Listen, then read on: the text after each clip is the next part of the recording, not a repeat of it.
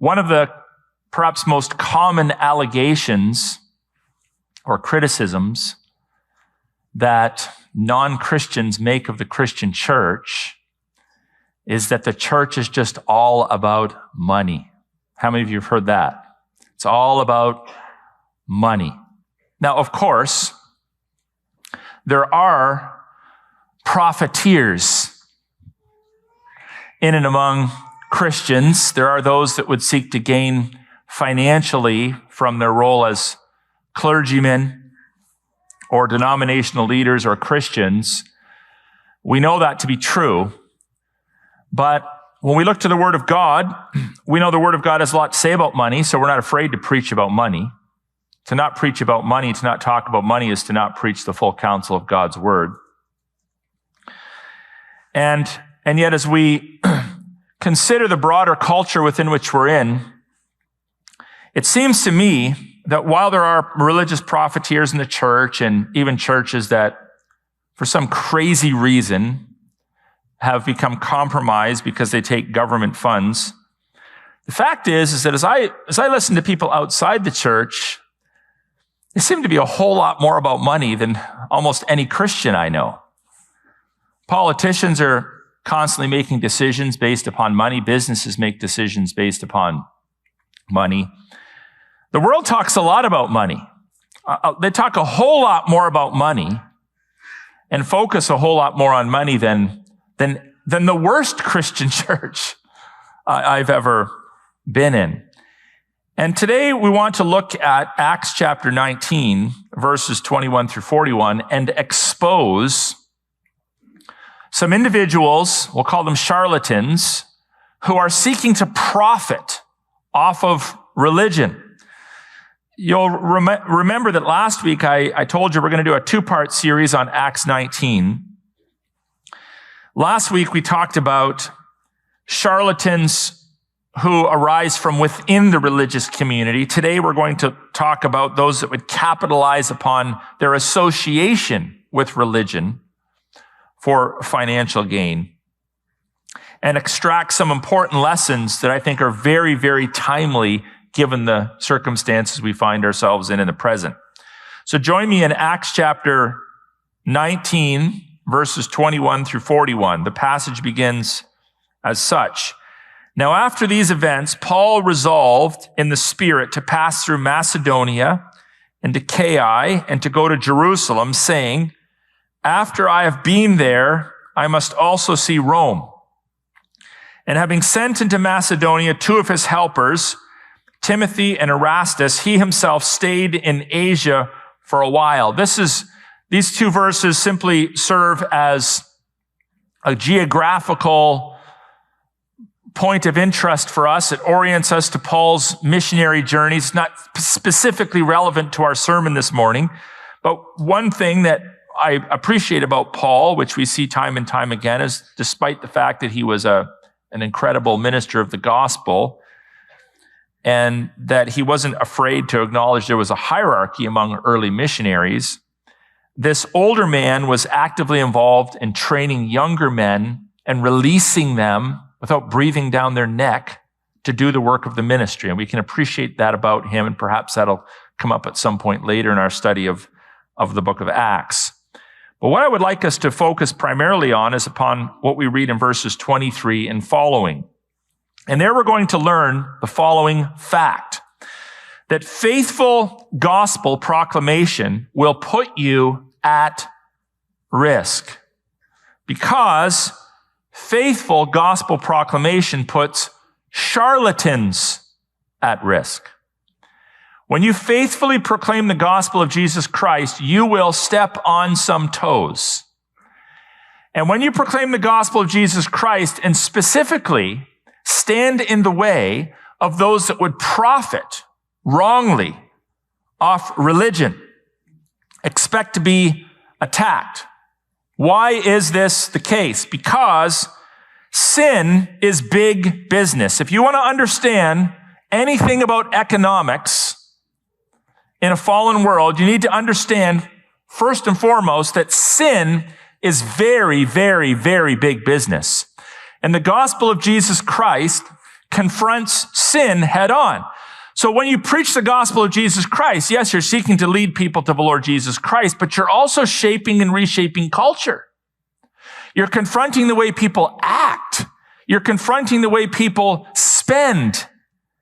Sin is very big business, and faithful proclamation is going to put you in the crosshairs of charlatans. Faithful proclamation must, by necessity, confront those that would profit off of sin. And we have a classic example of this, which has repeated itself time and time again throughout history, beginning with verse 23. About that time, there arose no little disturbance concerning the way. You'll know that that is one of the early definitions or titles applied to what we now call Christianity.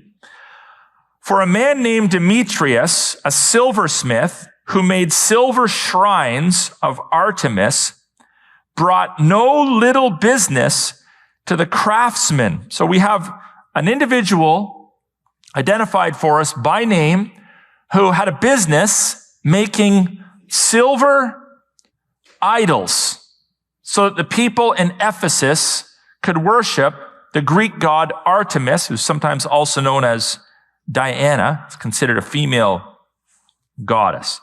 So instead of being converted and repenting of his ways and putting aside his idolatry, he hatches a plan. These he gathered together with the workmen in similar trades and said, "Men, you know that from this business we have our wealth. And you see and hear that not only in Ephesus, but in almost all of Asia, this Paul has persuaded and turned away a great many people, saying that gods made with their hands are not gods." Gasp. Can you believe it? It's confronting idolatry. And there is danger not only that this trade of ours may come into disrepute, might be spoken of negatively, in other words, but also, and this is where he starts to really schmooze, that the temple of the great goddess Artemis may be counted as nothing, and that she may even be deposed from her magnificence, as if he really cared. She whom all Asia and the world worship. Bit of exaggeration there, wouldn't you say? So Paul is faithfully preaching the gospel. Many others are faithfully preaching the gospel. Paul had released others to do so. But as he preaches against, for example, the second commandment, not to worship graven images, pretty basic stuff, he finds himself in the crosshairs of a religious profiteer. And so he gets all his buddies together and he identifies the financial implications of their choices. He diminishes this basic foundational truth, the second commandment, makes it look like what kind of a fool would not acknowledge there are a multiplicity of gods? Can you believe it? He's preaching monotheism. And then fluffs up and puffs up Artemis worship as if it's the be-all and end-all. So Artemis, as I mentioned already, was a Greek goddess, a pretty expansive Greek goddess.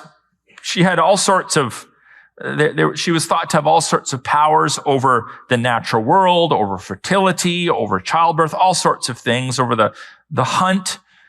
And Demetrius made his living selling idols to people to worship this god. So the Christian preachers come in, and what are they essentially doing? They are affecting the profit margins.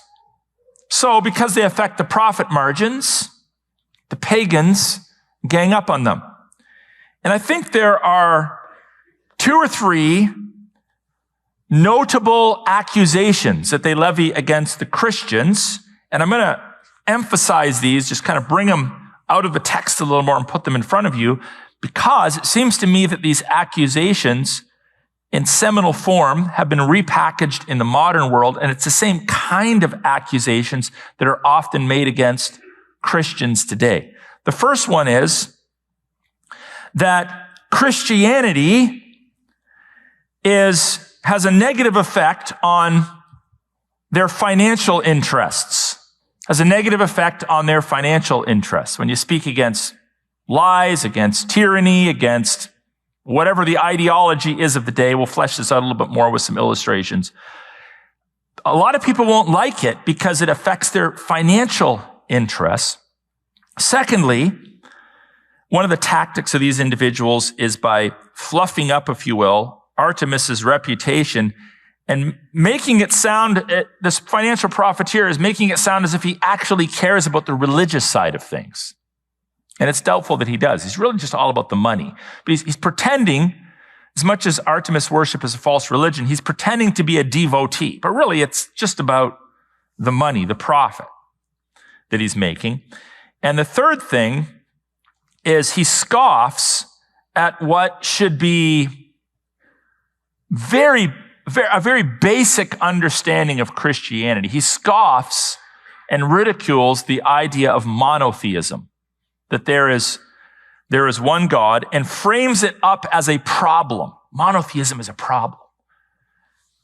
Polytheism, that's a good thing, but monotheism is a problem. And so he hatches a plan to deal with these pesky Christians, these fringe minority Christians, if you will.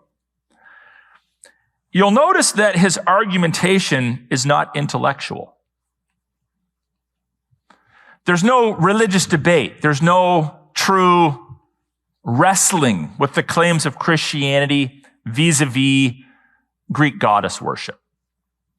It's rather an emotional, irrational, guttural response. It's a response based on anger. It's not like, hey guys, you know what? Did you hear what these Christians are doing? Let's put together a panel and debate them. Let's sit down and have a conversation. Let's try to understand where they're coming from. He doesn't want to understand where they're coming from because that would infringe upon their financial profits. Now, it's often been said that if you want to know what motivates the ungodly, follow the money trail. You've all heard that, right? Follow the money trail. And it's true because, as I mentioned earlier, sin is big business. Let's just think about this for a moment. Think of all of the industries that profit off of sin. Now, there are many industries that exist because of sin. Locksmithing, firefighting, physicians. In a broken world, there's many, many industries that exist because of the effects of sin. I'm not talking about those. I'm talking about businesses and industries that exist specifically to profit off of sin. There are many that come to mind. Strip clubs. They exist to profit off of sin. Cannabis shops. Weed shops. They exist to profit off of sin. Gender reassignment clinics. They profit off of sin. Pharmacies selling the morning after pill. They exist to profit off of sin. The abortion industry. It's big money to abort babies. They profit off of sin. Pornographers profiting off of sin. Some Hollywood films profiting off of sin. Gambling establishments profiting off of sin. Even much of modern Western education, through which teachers and educators and professors peddle destructive worldviews, they're profiting off of sin. You're paying tuition, and they're profiting off of sin. And we could go on and on and on and on. So imagine that you were actually so bold as a Christian to confront some of these industries. What do you think might happen? Well, what would happen if, God forbid, we spoke out against the porn industry, against the cannabis industry? People make their money there. Against the casino. Oh yeah, that's big business for Windsor. Let's not step on too many toes here. If we spoke against gender reassignment surgery, you might think, well, these are just clashes of worldviews. Well, they are. But you're also stepping on people's desire to profiteer off of these businesses financially. I mean, imagine how angry they would get if you confronted their lies, their idolatry, their profits, if you put them out of business. Thank God, by the way, that the first weed store that opened in Windsor is now closed. I hope they all close down. But imagine if you actually start to speak out against these things. You want to upset a sinner, reduce their profits that they're making off of sin, and you're going to be in for some trouble. Now, one of the most notable, disgusting, sinful industries in our current culture is the so-called sexual orientation and gender identity, SOGI industry. We often talk about the disgusting nature of chopping parts off of children or hormone treatments, but have you thought about the financial implications of the SOGI industry? This week I watched a video of an interview between an investment banker and Tucker Carlson. And this individual in the United States revealed that the current economic profit, if you will, the value of the industry for the SOGI industry is currently in the United States estimated to be $2.93 billion. And by 2030, as more people go and get parts chopped off, is supposed to rise to a whopping $7.5 billion US dollars. Now you start speaking out against child mutilation. You're not just speaking out against surgeries, you're speaking out against profit margins. There's big money to be made off of these sorts of things. And do you really think for a moment that these fiends are going to just fade into the woodwork when they're profiting off of confused people? Do you really think they're not going to influence what's taught in our universities and schools and what comes out of the mouths of our politicians? Like, are we really that naive not to think that there's connections between those that profit off these industries and those we elect into office to supposedly represent us? The fact of the matter is this: if you're going to be a faithful Christian in 2023, there are a whole boatload of Demetriuses that are going to come after you. You need to brace yourself for that. Now, of course, God's economic plans always work. This is the crazy thing. If the social order would simply submit itself to God's economic plans, everyone would profit and it would be a much, much better world. But humanity is innately selfish. And instead of following God's financial plans, they, concoct their own. I would encourage you, by the way, as a Christian, most of us probably took financial courses or economic courses in our educational processes, or at least we have some notion of how economies are supposed to work because we're listening to politicians. I would encourage you, if you've never done so, to study biblical economics, because they actually work, surprise, surprise. Giving, saving, spending, not going into debt, gathering money for future generations. These basic economic principles actually work. They actually stabilize a society and a culture. We need to think about these things so we have a proper understanding of biblical economics. But typical of evildoers, then and now, when they're confronted with their immorality, they try to take the high moral ground. Have you noticed this? It's this tactic. When you confront the evildoer, instead of repenting, they try to position themselves above you and take the moral high ground. Think of a battlefield. And armies are fighting, and there's a hill in the middle of the battlefield. Well, both armies want to get to the top of the hill so they can position themselves to shoot down and have victory over their opponents. That's what we call the high ground in warfare. When I say the moral high ground, what I'm saying is that evildoers often will do that. They'll try to position themselves above you. They'll pontificate down to you. They will actually recreate and redefine your moral language to make you look like the bad guy. And so here we have a classic example of that where they come together. It's like, oh, can you believe these Christians? They're actually teaching there's one God. They're infringing upon our financial profits. So as we study this a little bit further, what I think would be of benefit to us is to think a little bit more about the tactics of evildoers. So when we are preaching the gospel, it's important for us to know the tactics of our opponents. And the interesting thing is they don't really change from generation to generation. They're actually pretty predictable. They're not very original. And the same basic tactics that are employed by Demetrius and his buddies continue to be employed against faithful preachers of the gospel today. When they heard this, they were enraged and were crying out, "Great is Artemis of the Ephesians." So that the city was filled with confusion, and they rushed together into the theater, dragging with them Gaius and Aristarchus, Macedonians who were Paul's companions in travel. But when Paul wished to go in among their crowd, the disciples would not let him. And even some of the Asiarchs, who were friends of his, sent to him and were urging him not to venture into the theater. Now, some cried out one thing, some another, for the assembly was in confusion. Note that word, confusion. And most of them did not know why they had come together. What? So you're literally part of a riot and you're not even sure why you're part of a riot? Some of the crowd prompted Alexander, whom the Jews had put forward, and Alexander, motioning with his hand, wanted to make a defense to the crowd.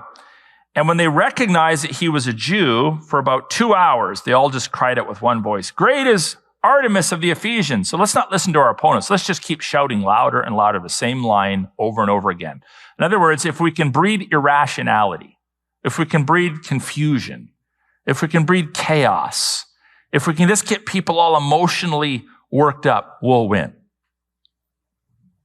So tactic number one, rile up the crowds. Convince people that Christians are bad. They're destructive. They're bad for you. They're bad for culture. They're bad. They're bad. They're bad. They just keep saying that over and over again. Or in the modern world, they're hateful. They're far right. They're extremists. They're ultra conservative. Just rile up the crowds. Don't actually have a meaningful discussion about anything. So confusion to the point, what are we even talking about now? What is the issue on the table? Just pile on all sorts of issues. Sow confusion. Shout so loud that your opponents cannot be heard. Look at our current culture. You protest. You're trying to protest, and now it's commonplace for there to always be counter-protesters. So nobody really even has an opportunity to meaningfully share their views because there's always counter-protesters trying to shout in your face, shout you down, silence you. And then just say the same thing over and over again, whether it has any meaningful, thoughtful logic to it. Just keep saying the same thing over and over again. Just keep repeating the same lines. Great is Artemis of the Ephesians. Just keep saying it over and over again. If you say it long enough, even though there's no substance to it, maybe people actually believe it. Right? So you see the tactics? Does this sound familiar to you? The same kind of thing takes place and is taking place in all the woke cultural wars of our day. People aren't having meaningful conversations. They're yelling past each other. Accusations are flying. And our opponents love to take the moral high ground and make Christians look like they're really, really bad people. We'll come back to that. Now, of course, they finally grow quiet as a local politician takes the stage, because everyone wants to schmooze with the politicians, right? Who interestingly holds their views, but he's a politician, so he's playing both sides. And he suggests maybe the courts are better places to settle these disputes. And when the town clerk had quieted the crowd, the Bible says, he said, "Men of Ephesus, who is there who does not know that the city of the Ephesians is temple keeper of the great Artemis and of the sacred stone that fell from the sky?" It's like, who among us doesn't acknowledge that Artemis is the goddess of all goddesses? So he's trying to play both sides. He's acknowledging the falsehood of their religion. Seeing then that these things cannot be denied, you ought to be quiet and do nothing rash. For you have brought these men here who are neither sacrilegious nor blasphemers of our goddess. If therefore Demetrius and the craftsmen with him have a complaint against anyone, the courts are open and there are proconsuls. let them bring charges against one another.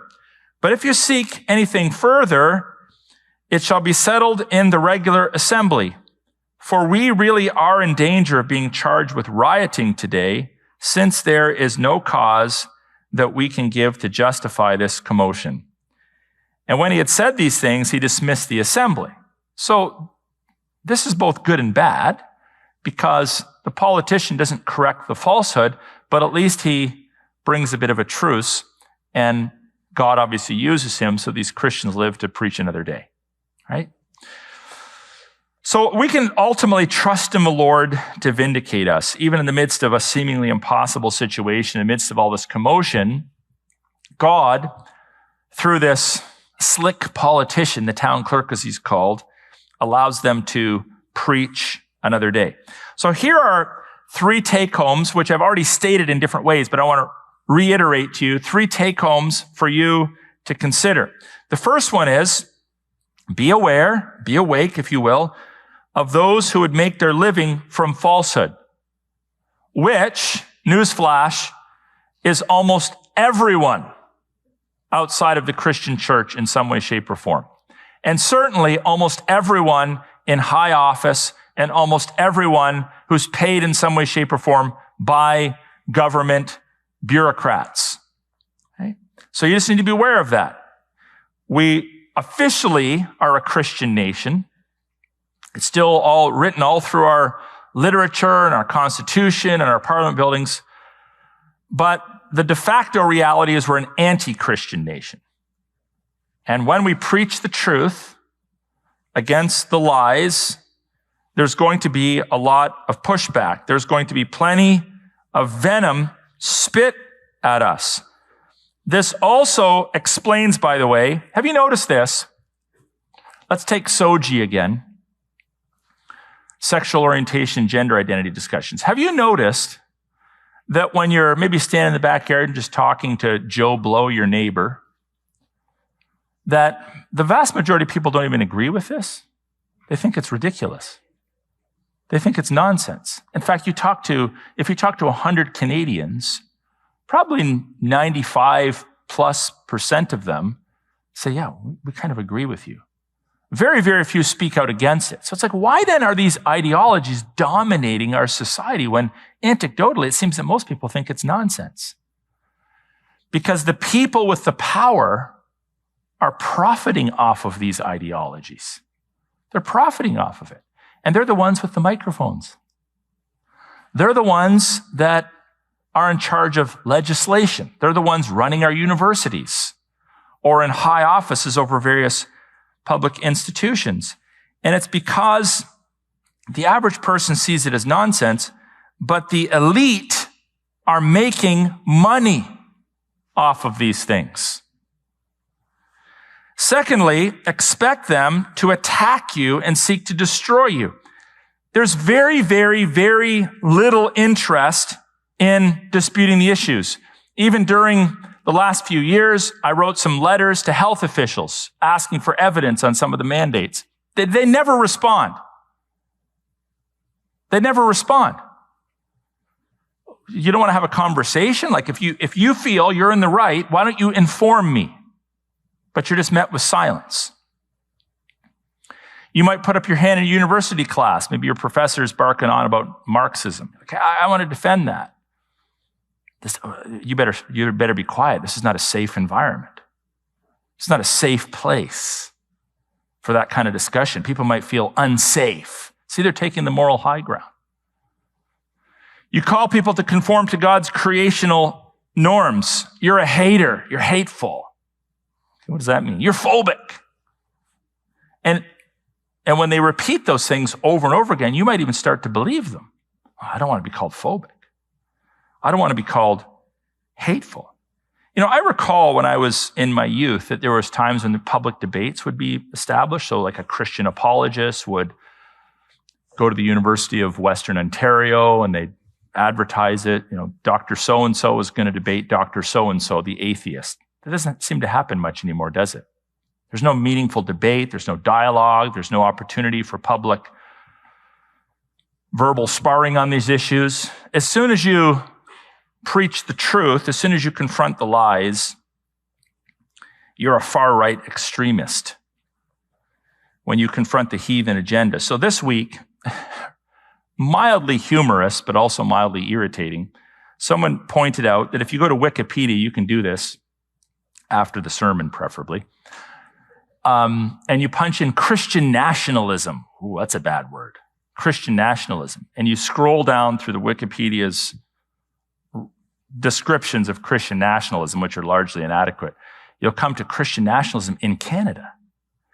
And if you read through the section on Canada, it says, groups like the Liberty Coalition Canada and some pastors and that spoke out against lockdowns are Christian nationalists. And it calls them ultra-conservative views. They're holding ultra-conservative views.